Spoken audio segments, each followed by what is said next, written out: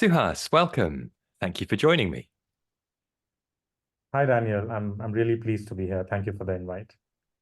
Well, thank you for sharing your book with me. It's not often that somebody gets in touch to talk to me about how to love in an ancient language. And yeah, this is quite an inspiring collection that you've put together, partly because it takes what many people would assume to be an ancient language, Sanskrit, and shows just how resonant it is with modern audiences.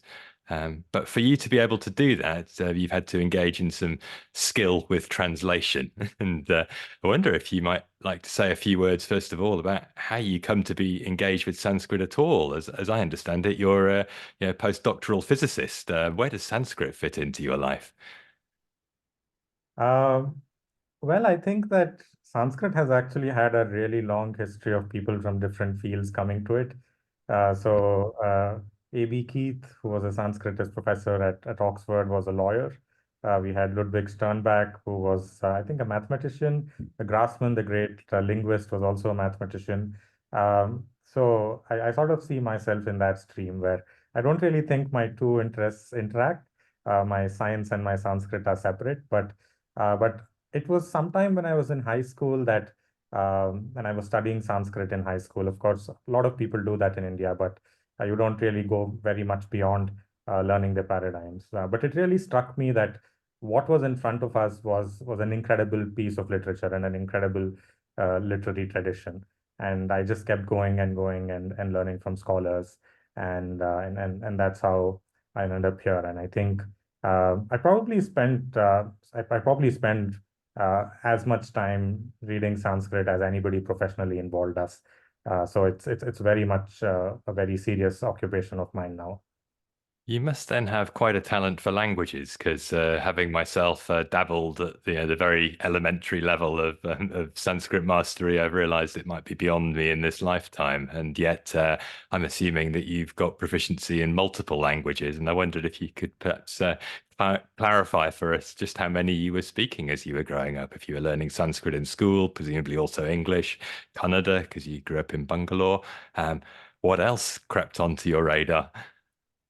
Uh, well, things creep onto the radar and fall away. So yes, Kannada, Hindi, English, and then Sanskrit. I've become very good at Prakrit in the last 5, 6 years. I read it very fluently now. I'm working on a book with a scholar of Prakrit as well. And I also spent a lot of time learning Latin when I was at Oxford. Uh, I learned a little bit of ancient Greek as well. But I would say that my primary scholarly language is really Sanskrit. And could you just clarify for those who don't know what Prakrit is and how that relates to Sanskrit, and perhaps how that also relates to modern Indian languages, and even English for that matter? So Prakrit is a sort of um, is the language that came after Sanskrit. So as Sanskrit evolved, it evolved into a group of languages that were called Prakrits, and these are the ancestors of what are spoken in North India today. And some people have the tendency to think of Prakrit as a sort of vulgar Latin, where there's no established literary tradition, and it's just this sort of intermediary language. But that is absolutely not true. Prakrit has a very, very rich literary history, and for over 2000 years in India, it was very seriously studied with grammars, and the best poets also wrote in Prakrit. So, but people have almost forgotten about it today. But our book is actually a quarter Sanskrit, is a quarter Prakrit. But Hmm. the title, but calling a book How to Love in Sanskrit and Prakrit is just too cumbersome. So we just called it How to Love in Sanskrit. Well, as you point out in the book as well, they are part of a shared literary tradition in a way. And as I was alluding to, I suppose in my question, there's an even broader, linguistic family of languages that would encompass many modern European languages if we, go back far enough into the earliest roots. So I wonder, though, at the same time, what's so different, perhaps, between what you find in texts in Sanskrit and Prakrit and what you might find in ancient literature from other parts of the world. Are there particular concerns that get addressed in one and not in the other, or are we dealing with the same sort of body of work? So is this comparison between Sanskrit and Prakrit? And also more broadly around the world, given that you've been reading a bit of ancient Greek and Latin, who are, languages being used around the same time as these source languages for the love poems that you've collected here. That's right. I mean, so first to talk about Sanskrit and Prakrit, they are a part of the same literary tradition roughly, and the same kind of people were writing both. But the material that you see in two can differ quite a lot. So for instance, Prakrit really prides itself, especially the Prakrit that was centered around Maharashtra in India, which was the one that really spread to all of India as a literary language. It prides itself on being the language of love. And that was the way that it modeled itself as a language with really soft syllables that were perfect for love, as opposed to Sanskrit, which has these huge conjunct clusters, and as one Prakrit poet says, it burns and crackles like a house of bamboo on fire, as opposed to soft, sweet Prakrit. So you see a lot of love poetry in Prakrit, and that's really its mainstay. Um, but also Prakrit became the mainstay of Jains for a long time, as opposed to Sanskrit, which was used by everyone, Hindus, Jains, Buddhists, everyone really. So you see a lot of Jain ideas circulating in Prakrit. Now, when you compare Sanskrit to other languages, pre-modern languages, I think one of the things that really stands out in Prakrit, in Sanskrit and Prakrit, is that even though you see a lot of different forms of literature in these languages, in Sanskrit, so you see epic poems, you see smaller poems, you see epigrams, you see all of these things. Really, the mainstay of Sanskrit is a single four-line verse unit. So uh, in principle, every poem in Sanskrit is actually a freestanding poem, even if it is actually a part of a bigger narrative. Poets always write in a way that makes this four-line poem understandable by itself. So there's this tendency to write poetry that stands by itself in four lines. And that really leads to a unique literary culture, because it means that people are memorizing verses and Yes. quoting them to each other, and there's a lot of give and take that happens in public circles, where people are quoting these, and then somebody is quoting something back. And I think this is something quite special. You don't see this in other pre-modern literature as much. Thank you. And even this focus on love, I mean, if anybody from outside India has heard of one text that they might associate with love, it would be perhaps the Kāma Sūtra, which does make a brief appearance in your book, but the vast majority of material is coming from other places, and love is a rich topic for all sorts of other authors, not just on the art of love making. And even then, the Kāma Sūtra is always talking about many other factors than what it's known for in the Western world. But what intrigued me the most, you alluded there to Jainism and the sort of very austere, renunciate approach of a Jain monastic is not something that I would think about as being compatible with expressions of ardor in relation to desired partners. And the very first poem in your collection is from a Jain monk, and I wonder, first of all, what the significance of that choice of putting it right there at the beginning was. And secondly, what are monks doing writing about love, comparing women's lips to cherries and other such things? I think a part of this was as one of the reasons why we made this the opening verse of the book was also because we wanted scholars who would pick this book up to realize that this book is not frivolous activity, Mm. because the verse that opens the book is a really beautiful verse, but it also comes from this text called the Kumarapala Pratibodha, which is a Prakrit text, which barely anybody reads today, and there are no translations. So somebody who knows this material deeply and opens this book will know that this book has a lot of special material in it that nobody has ever translated before. But for the general reader to whom none of this really matters, they're just looking for something nice to read, they still find that it's striking. So coming to why were monks writing this? So our book actually does not only have Jain monks. We also have Hindu monks. We have a couple of Buddhist monks. We have Jain monks. We have kings. We have people really coming from all across the spectrum. And the reason why this happens is because Sanskrit literature, and more broadly, old Indian literature, has this kind of flattening effect where there are conventions that have been set in place about the kinds of things that you write about, the kinds of descriptions that you have in works, and anybody can write about it. It does not, it's not a reflection of your moral standing or of the particular values that you espouse if you write about them. So a Jain monk writing about love does not necessarily reflect on his personal religious practice. So for instance, if you write an epic poem in Sanskrit, uh, everybody who writes an epic poem in Sanskrit has to have descriptions of love, has to have descriptions of a drinking party, has to have descriptions of lovers under moonlight, and they all do this. And everybody compares what everybody else is writing and sees if there's any innovation happening, this sort of thing. But it's not a reflection of their personal practice. So it's this literary culture which is enabling this. But of course, there are also other things like, for instance, tantra, where these erotic and the ascetic genuinely meet.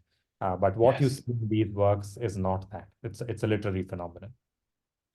Could it even be a way of dealing with the fundamental problem of desire, which is, the engine of death and rebirth, that these renouncers are trying to conquer in a way by expressing these ideas literarily rather than acting them out? And they can talk about the yearning without it, burning through them. Or would that be a bit too much of a stretch at this historical distance to assume that?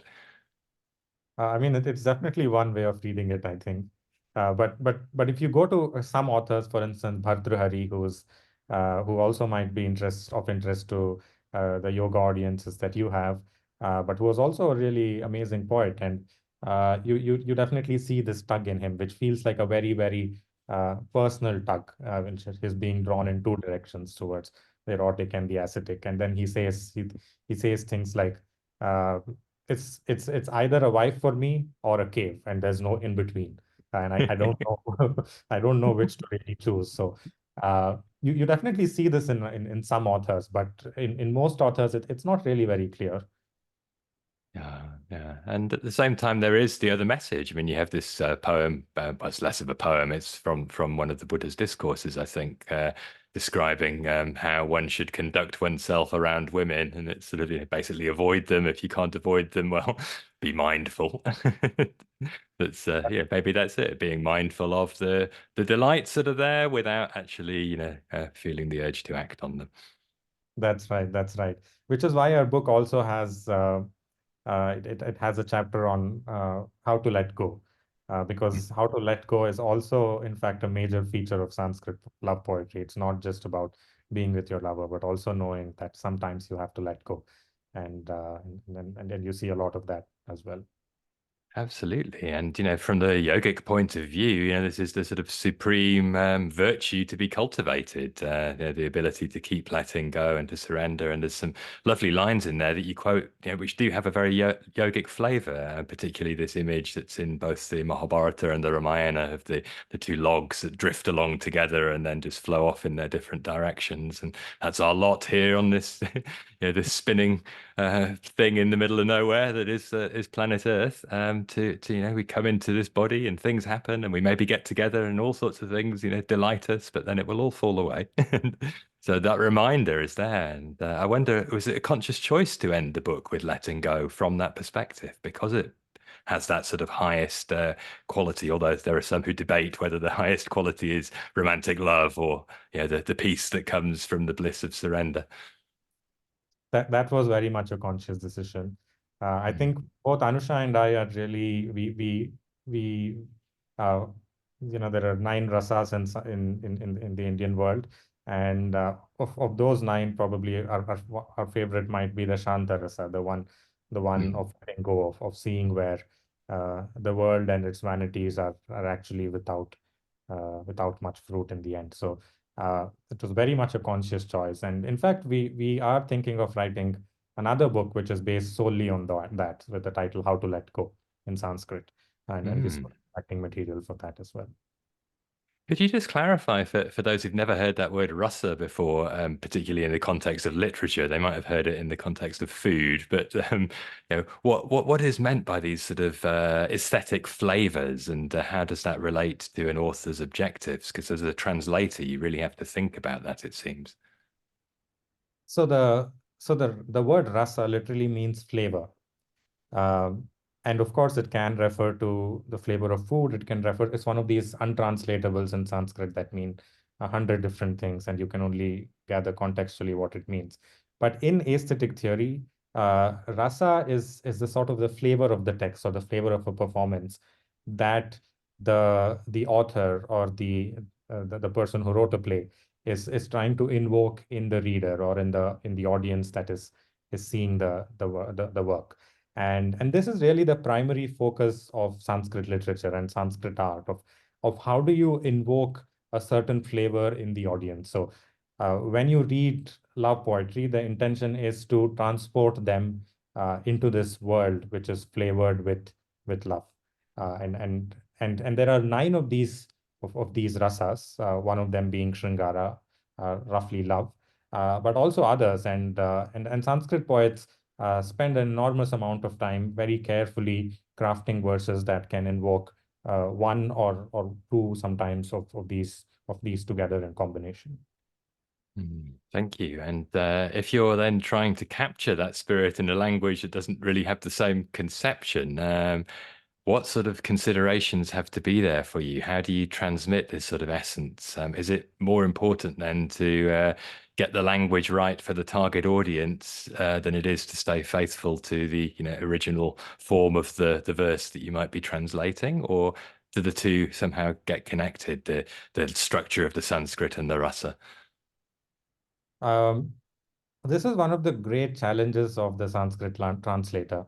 I know that every translator from whichever language into whichever target language always likes talking about how their language is essentially untranslatable, and that's the that's the sort of disclaimer that every translator gives at the start of their work.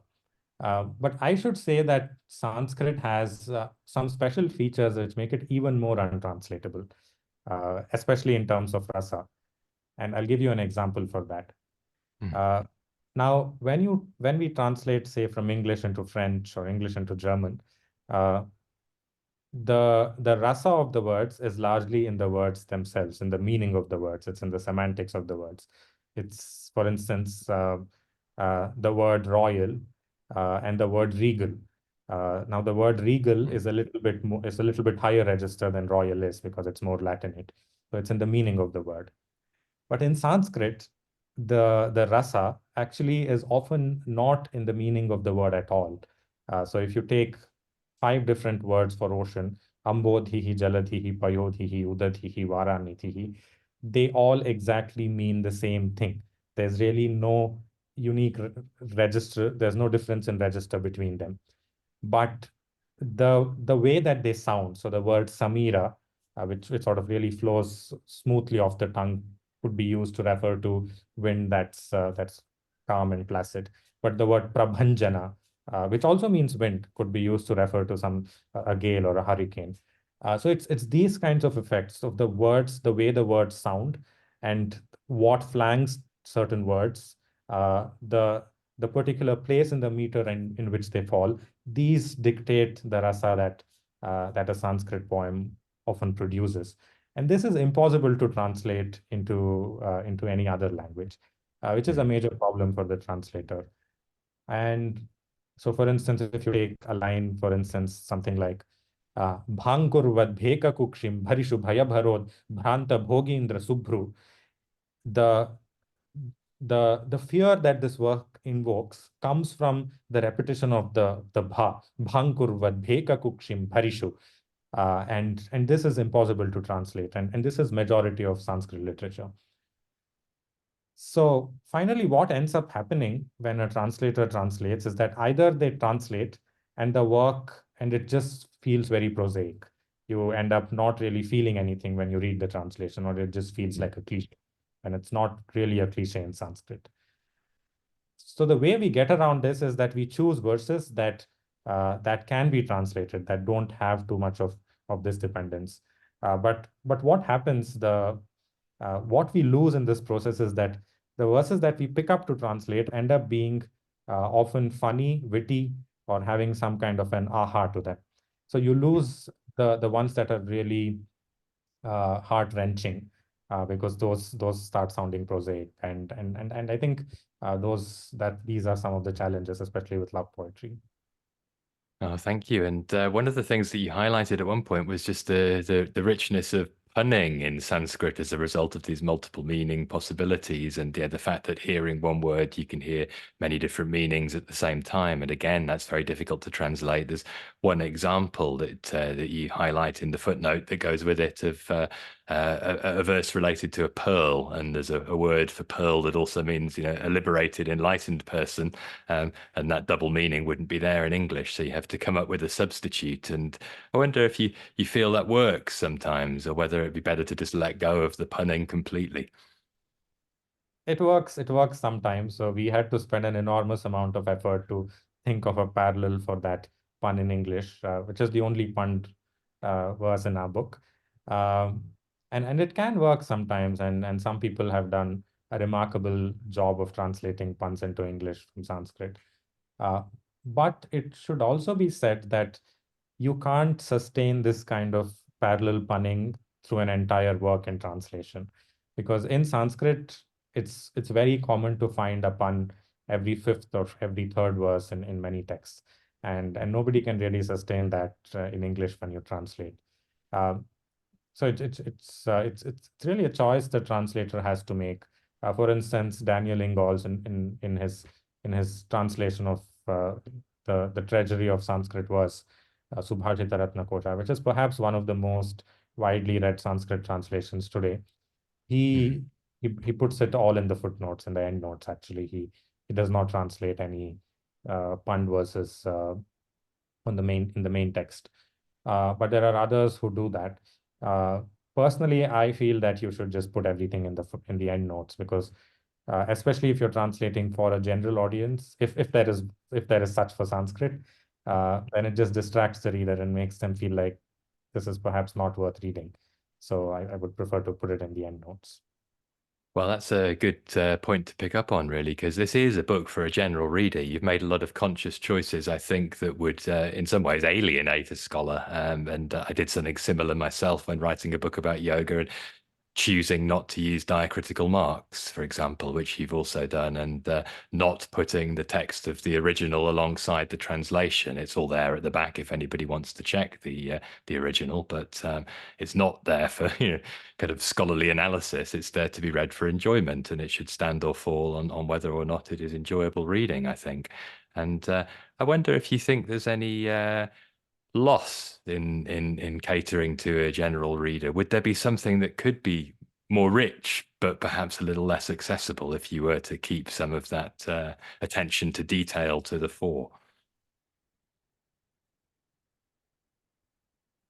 It is, I think Anusha and I both share the opinion that translating the form of Sanskrit verse into English is essentially impossible. Uh, Mm. some people have attempted this. So if you open up John Bro's poems from the Sanskrit, there are a couple of verses in there where he translates Sanskrit into the same meter in English. So he replicates the meter of Sanskrit into English. The effect of this is that for somebody like me who knows the Sanskrit very well, it's really delightful to read, because it's a fun exercise to see how he has replicated it. But for the English reader who does not really appreciate the rhythms of Sanskrit, uh, it looks very odd in English. It does not really transfer. And of course, all of the dense alliteration that you see in Sanskrit, you can't really translate. And for instance, I'll give you an example of a verse, which is also a love poem. Same sama samo masa same masa sama sama yo yata yata ya yati ya yatya yata yata ya. So the first half has only two consonants, sa and ma, and the second half has only ya and ta. Uh, and this is this is effectively impossible to translate. This is not one off. The structure of Sanskrit is basically runs something like this. Um, so I think that the essential job that a translator should be doing is to identify what the core idea of the verse is and to translate that. And if you translate the syntax, it sometimes you lose the core idea. So in Sanskrit, you might it's instead of using a plural, for instance, instead of saying women, you might say a circle of women. And that actually means women. It does not really have any, there's it, it, it does not really have any, there's no core idea involving a circle in this. It's just a different way of saying women. But if a translator says a circle of women in English, it just conjures up all kinds of other connotations that distract you from what the core idea of the verse is. So I think uh, sticking to um, sticking too strictly to what the Sanskrit is saying is not helpful. And we understand this when we are translating modern text. So if you're translating from English into another language, you would not translate a skyscraper as something that scrapes the sky. You understand that there is a certain distance between the literal meaning.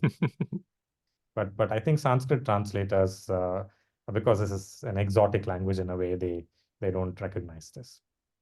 Well, you definitely don't exoticize it. You bring it right into the modern era. And I mean, you do that in a number of ways, not least there's a poem by you in there as well. So there's contemporary verse, but there's contemporary language. And I think one of my favorite verses was where I forget what the actual original would have sounded like. It might have been one of the ones you analyze in the introduction, but it boils down to saying, "Dear God, please make him hang out with other women more, then he might realize what a great catch I am." And it's a really nice image, and it's very sharp. And I think a lot of your translations, no words are wasted. There's no floweriness and fluff. These are really accessible, you know, images for the attention span of social media consumers, and they can be, immediately brought to life, and yet they're quite subtle as well.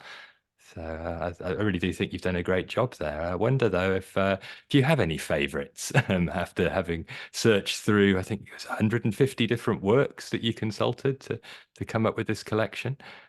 What stays in your mind? What's your favourite to give listeners a flavour of what they might find if they dive into this book? The one that you mentioned, that's definitely a favorite for both Anusha and I. Uh, there's another verse by the Buddhist monk Dharmakirti, Mm. where he talks how how his about how a beautiful girl disproves the existence of God using a kind of uh, uh, reduction to the absurd kind of argument that you see in mathematics. That's a favorite as well. Um, and I think we also really enjoy verses um, that are about dice games. So we have a couple of verses on dice games in the book. This was a favorite pastime in ancient India, or at least seems like it through literature, where lovers would play dice and then they would bet various things and then try to win them from each other. And there are a couple of verses here about how those dice games played out, and I think we have organized all of them in the same place, and those are really nice as well. And the organization is also quite interesting. You've got these chapter titles again that are very modern sounding, how to flirt, as well as how to let go, how to break up, how to fight, how to make love. Um, how did you decide how to organize this material? Because some of those poems do lend themselves to that categorization, but there's also just a general love poem theme going through them. I wonder how difficult it was to try and categorize them in that way, and what the aim was, perhaps, of putting them into this sort of advice column kind of register. So if you look at the old Sanskrit anthology, so of course people have been collecting lovely poetry from a long time, so at Mm. least for 1,500 years. And in those old collections, the chapter titles are something different. So you would see things like the upset lover, or what a man says to a woman. Uh, and what a man says to a woman, that section is essentially how to flirt, but it's just given a different name.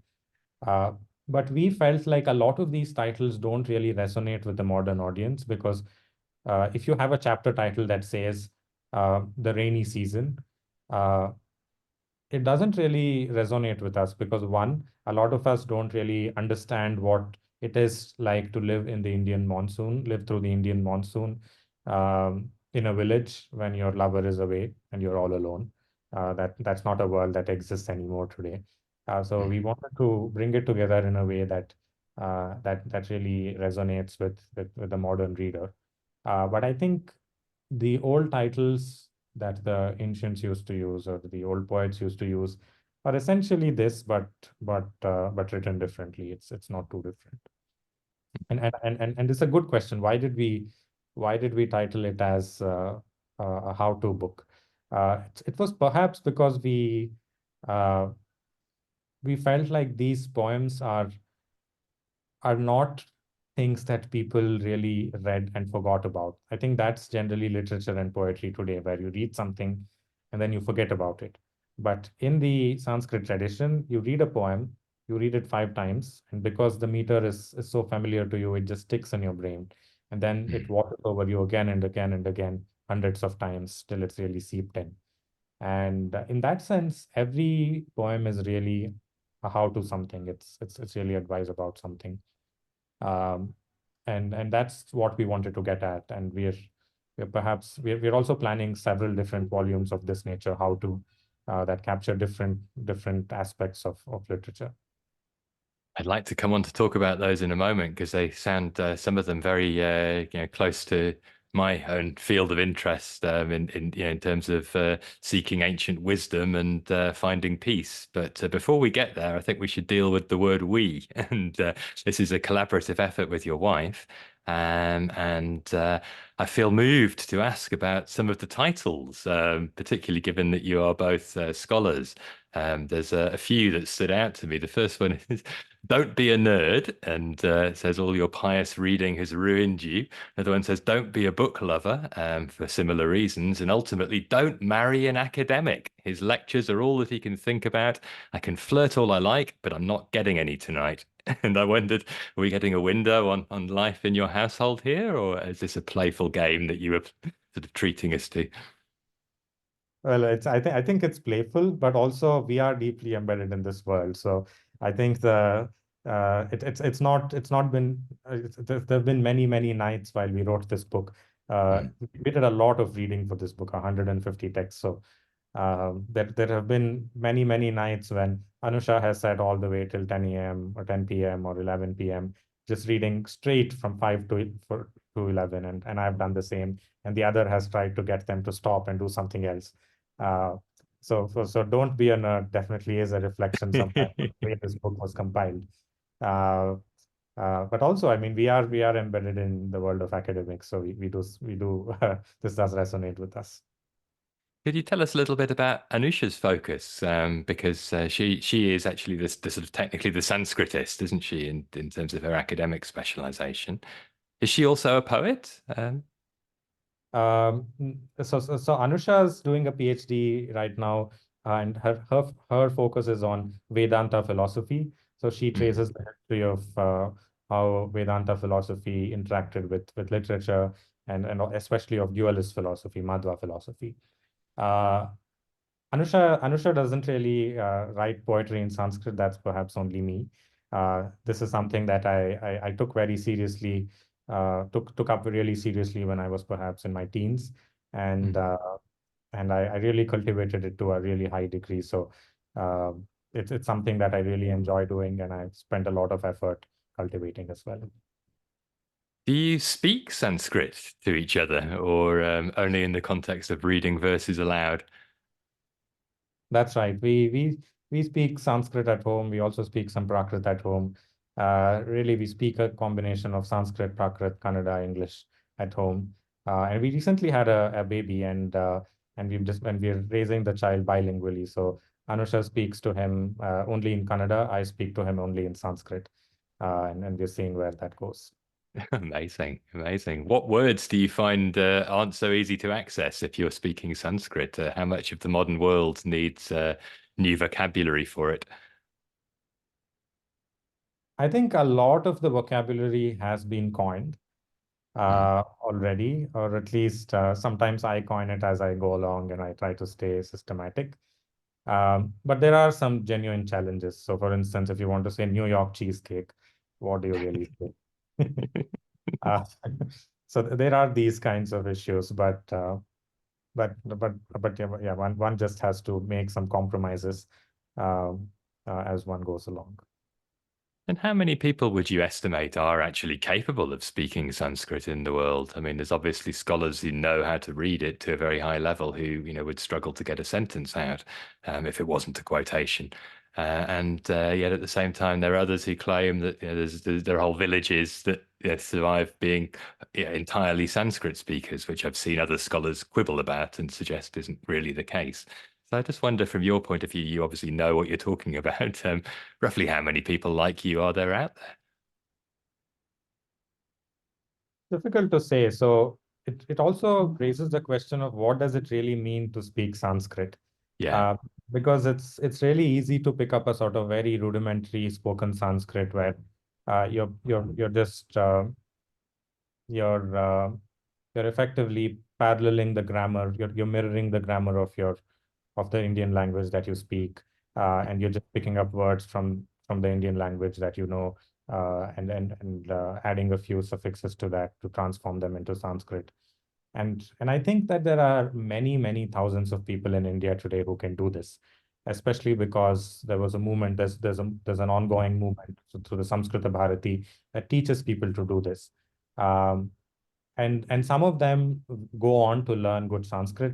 Some of them stick to this kind of really rudimentary Sanskrit, which I think does not add anything beyond giving them a sense that they're speaking Sanskrit. And I think there are many thousands of these people, potentially many tens of thousands. I think official figures claim hundreds of thousands, though I don't know if that's true. But I personally definitely know at least maybe 200 to 250 people who can speak decent Sanskrit. Uh, Mm. and I think people who can speak Sanskrit at a high level where it's very clear that they've studied the ancient texts at a deep level is perhaps in the in the late hundreds today, I think. Yeah, so it is a very narrow audience that you would have if you were to just put out a collection of Sanskrit poetry in Sanskrit. Whereas if you translate like this, you're opening up the world of Sanskrit poetry to a much broader audience. I wonder, you mentioned some of these other titles. Which other topics you ultimately have in mind? I heard you speak about how to be wise, how to find peace, perhaps a poem, a collection of verse of, I guess, praise to the gods, and so I suppose ways to pray. Are there other Sanskrit topics that could have the same sort of resonance around the world? I think all of the titles that you just mentioned are really on top of our list for books that we want to write. And right now we're working on a book called Don't Bore the Gods, which is a collection of very interesting hymns to the gods, where you're perhaps teasing a deity or narrating a particular story about the gods. And the prayer really is a sort of an afterthought there. That the poem is really a sort of a story or a taunt or a tease about the gods. And then the verse ends with, and may that God bless us. And I think it's going to be a really interesting book that a lot of people would never have seen the material that's going into that book. But beyond all of this, I think there are other things that should be translated or at least written about that people are not doing. So, for instance, there's this whole Prabandha literature genre, which is collections of stories uh, about kings, about poets and courts, about people who come to courts, um, and the sort of funny things that happen there. And perhaps the most popular or well-known of these is Bhoja's Prabandha, the Prabandha about King Bhoja, who ruled in Western India and was known as the sort of extremely munificent king who would give 100,000 gold coins for every wonderful syllable that a poet would utter. And then there's this amazing text called Bhoja Prabandha about all the amazing things that would happen in his court, especially with authors and poets who would come to him. And this has no real translation to speak of. And there are other Hmm. Prabandhas this nature, like the Prabandha Chintamani, also similar. I think somebody who does a really good job of translating this would find a lot of people who'd really enjoy this text. Um, and I think there are also resonances with the modern world that should be tapped into. So there's a lot of talk, especially in the US, in North America these days, about agency and executive function. And if you go on Twitter, this is all you see these days. And I think this can connect really well to ideas of self-control, Indriya Nigraha, that you see in Indian texts. The question is, are there people out there who can do a good job of accessing all these material and writing something about them without overstepping? Because obviously we don't want to overinterpret the old texts. So we need somebody who can really balance this fine line. There's this I brought up the poet Bhartruhari, and he has a line where he says, Satam keno dishtam satatam asidhara vratamidam. So who has really, why do good men, wise men, have to deal with this task of balancing themselves on a sword's edge? You can't go this way, you can't go this way. And I think that the translator's job, somebody who works with pre-modern material, is this: how do you talk about this material for a modern reader without over reading into the old texts? This is really hard, and I think the number of people who can do this are very few. I would agree with you. I mean, in the yoga world, that's the main problem that exists. There is an increasing body of scholarly work that's very dense and not so accessible to a general audience, that is quite informative. And some of the translations that are offered there are, exactly the kind of thing that you were picking to pieces in your introduction to the love poem book, full of square brackets and, very technically accurate, but you sometimes can't quite sort of decide for yourself what it is that either the author or the translator was wanting to convey. And yet at the other extreme, you've got people who are writing popular literature that just basically tells their readers about what modern people assume rather than what ancient texts have to teach them. And it's very easy with that sort of mindset to do what a lot of yoga teachers suggest one does, which is to collect a bunch of translations and pick your favorite version. And that's the way to get closest to what the text had to tell you, rather than either developing some language skills or learning to decipher who's actually capable of being that intermediary who balances on the sword's edge rather than falling off one side or the other. And I wonder if you have any general tips for what skills are needed there. I think one, of course, language skills are indispensable. But I think you also need, apart from, in terms of language skills, I don't mean language skills where you're looking at a language and cracking it like a code. Because if all you can do is crack language like a code, and people do this very effectively, you lose, you don't really develop a sense for where this literature is flowing, or what was the intention with which these authors were writing. So for instance, I'll give you an example from our book. There's a poem in there where a man is describing all the different ways in which he feels that his lover lives in his heart. So, and one of the things that the poem says is that the lover is Vajralepa Ghatita Iva. It's like she has been cemented into my heart. Now this seems to make sense. Maybe it's a different way of saying she lives in my heart, or she is really strongly associated with me. But what does it really mean? And if you are a code-breaking translator who just translates words as they're written on the page, you would translate it as bonded with a diamond bond, Vajralepa. But that doesn't really tell you too much. Now, if you go back and you read the medieval commentator Purna Saraswati, as we did, you understand what it actually means. So this Vajralepa, the diamond, the sort of diamond, it's a sort of a super glue, diamond bond. It was used to install goddesses on their plinths in a temple. So what he's really saying is that I have consecrated her the way that you would consecrate a goddess on her plinth in a temple, where the temple is my heart and she is the goddess in my heart. And to draw out this idea from the verse really takes deep understanding. You must have read texts on Vastu Shastra, on how temples were constructed. And in fact, the entirety of this verse, people who have our book should go back and see it, is actually the commentator drawing out what the verse actually means, because he understands the universe of these texts so well. And And this is generally Sanskrit literature, because if you every verse, each of these authors was a polymath. They knew 3 or 4 different fields, and they knew 10 other fields in with some familiarity. So it really needs to be deep scholarship where you understand a whole bunch of other parallel fields as well. I think you have to drive towards that, or at least work with somebody who knows that. It's, of course, I understand that not everybody can do that in a lifetime. So at least work with somebody who knows that. And that helps. I think that's a really good point. Perhaps the potential for collaboration, because there have been some quite influential, in the sense of widely read translators who don't seem to have even the original language skill or the connection to somebody who's deeply steeped in knowledge to be able to correct them when they're straying a bit too far. But what they do have is what we might call the gift of the gab. They've got the ability to make words sing, and they speak very clearly to people, and they're very appealing. And it's very hard to wean the reader off those sources when they sound so much more like what they're looking to hear.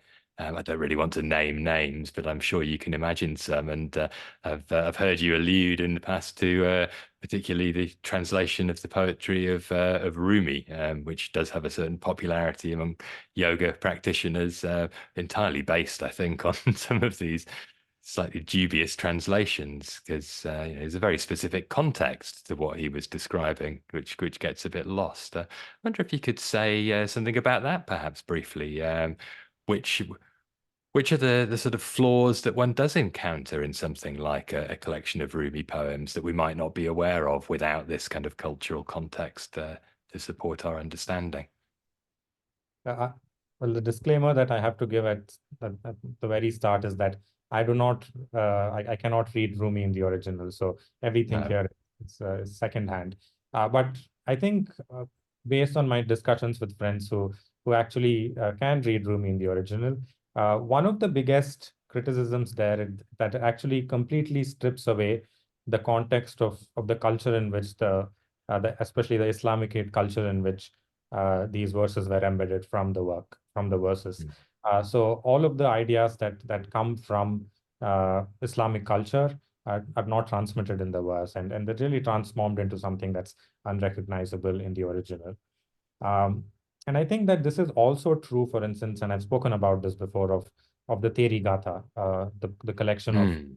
uh, uh, verses by Buddhist nuns, which are in Pali. And I recently helped uh, some dancers in London put up a performance of some verses from the Therigatha, which is when I dug into all of this and saw the relevant literature. But I think because Therigatha has now acquired currency as the world's first feminist literature, there's a lot of attention that's being given to the Therigatha, and there are translations out there that have no relationship to the source text at all, because they have essentially removed all of the Buddhist concerns of the text and inserted their own ideology into it. Um, and we see this from time to time, and this is, of course, not new, because you brought up the Kama Sutra at the start, and when Burton translated the Kama Sutra for the first time, which was under a which he did not attach his name to, he translated it under a Kama Sutra society, and there too, because there were certain considerations of that age, not everything in there is translated as it should have been. Um, but I think, well, one should generally try to speak to people who have access to the source text to figure out what's actually worth reading, and then read it. Thank you. And reference there to the early Buddhist nuns whose poems are collected, you identify something that is perhaps less widely represented in your collection than a modern reader might sort of instinctively expect, because presumably the authors of most of this poetry are male. There are some references, I think, to female authors from the 700 Gahas, but as far as I could tell, the others were male authors. Is that correct? That's right. That's absolutely right. I think, as the entire, I mean, this is of course not special to Sanskrit. The entire ancient the entire ancient world was uh, probably dominated entirely by men in terms of literature most other things. And we also see this in India. This is not to say that we don't have women writing. We do have women writing. We have women writing at the highest level, recognized as some of the best poets. So we have, for instance, one of my favorite all-time favorite poets is Ganga Devi, who was a Sanskrit poetess. She was also the queen of Vijayanagara in medieval India. And we know of many dozens of female poets. Their verses survive.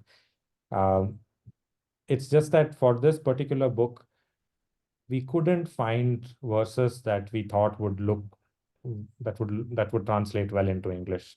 There's one verse by poetess called Vidya in our book, potentially by her. We're not really very sure about the authorship, which is also interesting because it talks about how she's dissatisfied with her husband.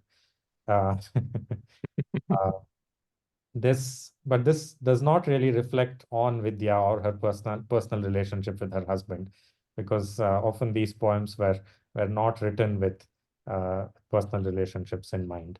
But there is but if somebody wants to read Sanskrit poetry written by women, there's a very nice book by somebody called Chowdhury. I think it's called Sanskrit Poetesses in India.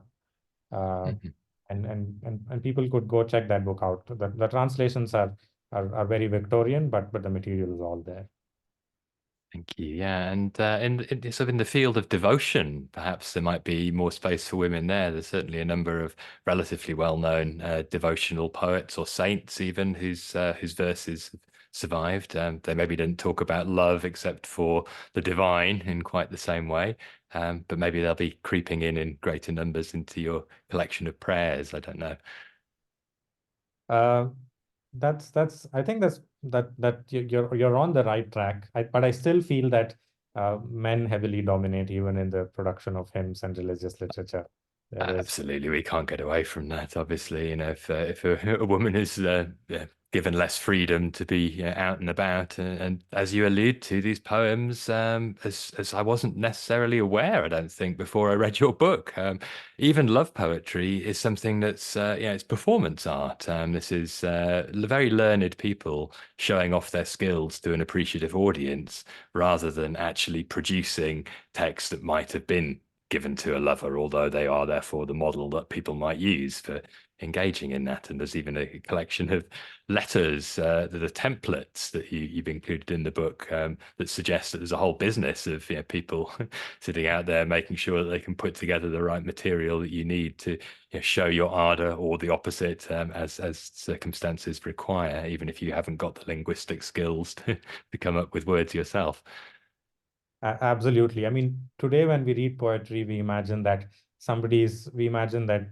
maybe 1,000 years ago, somebody had a copy of Kalidasa and was curled up next to a window and reading Kalidasa. But this was not the way that these poems were read at all. So there would be a bard or somebody specialized at oratory who would actually read these out aloud, potentially adding in the sorts of enunciations and perhaps some gestures that would be conducive to understanding the text. And when we fail to understand this, because we fail to understand this, I think even professional Sanskritists often fail to understand this, or rather, really, it hasn't sunk in. So when people read, there are verses that say things like, her lover slighted her in this certain way, and her face looked shocked, fearful, and full of love at the same time, or something like this. And it sounds absolutely prosaic. Even in Sanskrit, it sounds prosaic to me. But it only makes sense when you understand that this was actually meant for performance on a stage, where an actor would spend a good 30 minutes acting this verse out and expanding upon it and explaining and acting out how this woman felt and how her face changed from being fearful, full of love, and slighted, and all of this. And this verse is not really a verse. It's just a prompt for the actor to act out 30 minutes worth of elaboration on the verse. So we've lost context for a lot of this, so it stops making sense to us. Exactly. One last question that might expose my own ignorance as a very amateur Sanskritist. I noticed at the end of the book you close with this benediction, wishing everybody well in all sorts of things, making sure that all the losers swipe left on you on dating apps and so forth, which is obviously a 21st century Sanskrit composition that's been translated back into English at the end.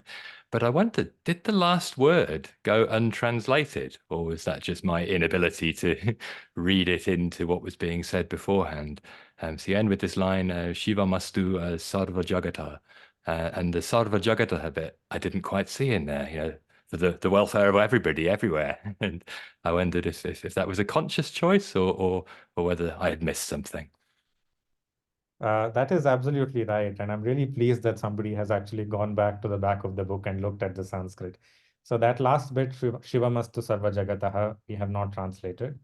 Um, and the reason for this is that when we wrote the back of the book, which is the bit with all the Sanskrit in it, we modeled it on as a standalone Sanskrit anthology, the way that a scribe would actually write a manuscript 1,000 years ago. So the Sanskrit bit at the back also starts with the benedictory verse, which was written by me, which is also not in the book. It's not been translated into English. And it ends in the way that a traditional Sanskrit manuscript would end, with a benediction and with a line usually which is chosen by the scribe, where he says, may the world be at peace, Shiva Mastu Sarva Jagataha. And then it also says who the author of the verse was, and I think we have a line about how we compiled this verse in Turanturanagara, Toronto City, and so on. So it just models the structure of the manuscript, which we didn't do in the English. Oh, thank you. Thank you for clarifying. Is that also even a clue to a particular religious or spiritual outlook of yours in the choice of verse, or is that just a general reflection of benediction? Because if I'm not mistaken, that's something that's often associated with Jainism, isn't it? That is right. This would definitely fit in with the outlook of Jainism. But I think the particular phrase that we used is a favorite of the old scribes. So if you open a Mhm. manuscript, you go to the end of it, uh, chances are it would end with Shiva Mastu Sarva Jagataha. This is a standard phrase that you see. Super. Oh, well, thank you for clarifying. And before we wind down, was there anything you'd like to share that we didn't manage to get onto in this conversation? Anything you'd like readers to know about the book, other than that it's available and a good read? Um, I mean, I would like to say that one, if you're in India, you can buy the book on Amazon or in a bookstore. It's widely available. If you're in the US or in the UK or anywhere else in the world, you can buy it on Amazon. I think it's almost there or probably getting there. But it's more expensive there. So if you go on abebooks.com, it's probably a better way to get it. But I also want to say that both Anusha and I are really interested in uh, in finding ways to write books for general audiences that nonetheless are scholarly, that are written with 100% scholarly rigor. So if you have ideas for things that you would like to read about, that perhaps you wanted to read about from a long time, but you haven't found the right sources, write to us or write to us about anything really, and we'd love to hear from you. Would you like me to share your email address with the show notes, or should I just point people to the fact that it's in the back of the book? So you're certainly not hiding it. Yeah, it'd be great if you can put it in the notes below the video. Great, great. I will do that then. Well, thank you, Suhas. It's been a really rich conversation, and I've certainly learned a few things about Sanskrit in the process, but also about the challenge of the translator and the translator just of another culture's ideas to a globalized culture, and I think that's something that resonates widely in the yoga world too. So, thank you again. Thank you. It's been a pleasure.